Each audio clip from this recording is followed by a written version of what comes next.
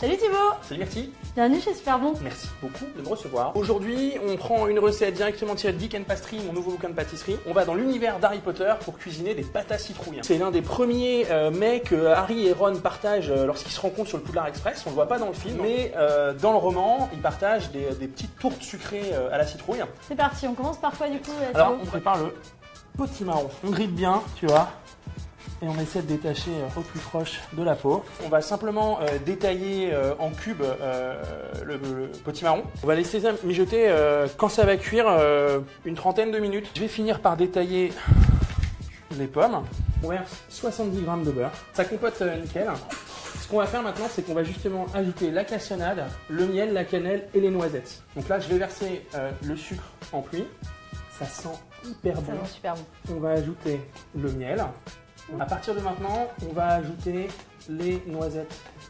Hop, la cannelle. Alors, la compotée est prête. On a pris une pâte achetée dans le commerce.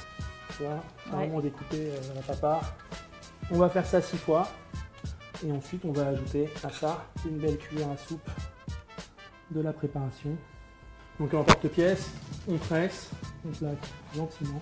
Alors après, pour les colorer là, moi je vais utiliser du jaune d'œuf. Ça va apporter une fine pellicule. Donc combien de temps tu m'as dit? 30 minutes au four? Ouais. 180? 180. Ok, C'est parti. impec, c'est parti. Ok Myrtille, donc là, ils ont passé une vingtaine de minutes au four. Un peu de jaune d'œuf, un peu de sucre glace, 2 minutes au four pour la couleur, et on pourra les déguster. C'est bon? Et exactement, on va pouvoir goûter. On y va. Je suis à la place de qui là? Tu m'as dit des personnages? Ah, c'est Harry et Ron. Alors comme t'as les lunettes, on va dire que t'es Harry. Ouais, ça me va.